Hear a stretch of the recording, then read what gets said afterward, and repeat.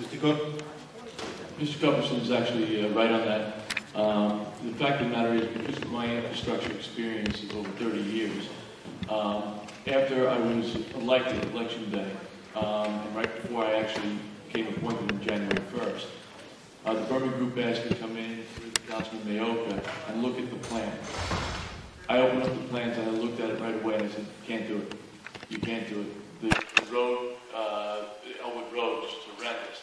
And I looked at it for the amount of units they wanted to put in there. It was horrendous.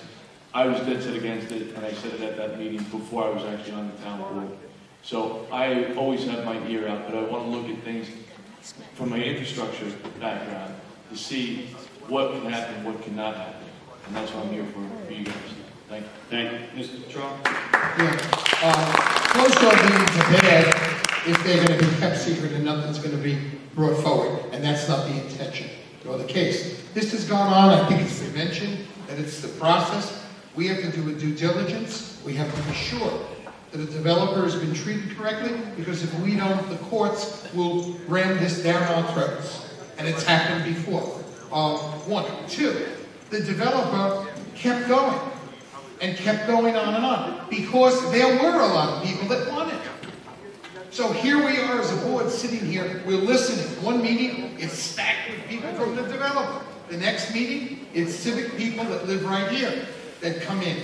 And then, you know, we have to sift this all apart. But your developer sits here and says, hey, look, it's people that want it. So they're going to continue. No. There were people that came. There are petitions. They're all in there. So the point is, we've got to go through the due diligence. More important, the developer's not going to just back away when he sees that there is other support. And we have to deal with it. Thank you. Thank you. We're going to make these two the last two questions. If there's any other questions, okay? We have to get the closing statements. That's going to last. I would ask anybody with any other questions, come see me, write the question. We will submit it. Okay. Okay. I'm sorry? No, I understand that.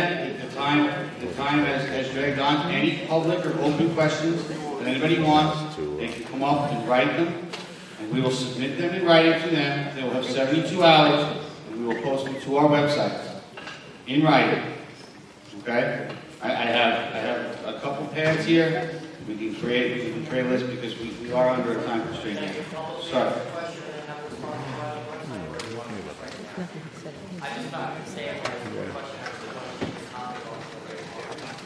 I think the best thing to do is to write it down so it's clear exactly what you want.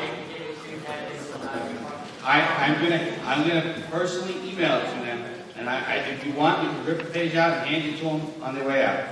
That's fine with me. Okay? Okay. My name is Karen Allen, and I thank everyone for showing up here today. Karen. And I would like to just make one thing very clear. That night that all the people came out for that development on Elwood Road, they were all contractors that were brought in by the builder.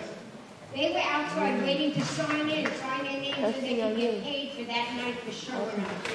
So that was the most fixed thing that I've ever seen. And if you have not received by now enough postcards and emails from the people who live in this development called Elwood, who vote you people in, and you're still in a dizzy that you don't know what to do about it, it's pretty sad. It's pretty sad. Because the development Here's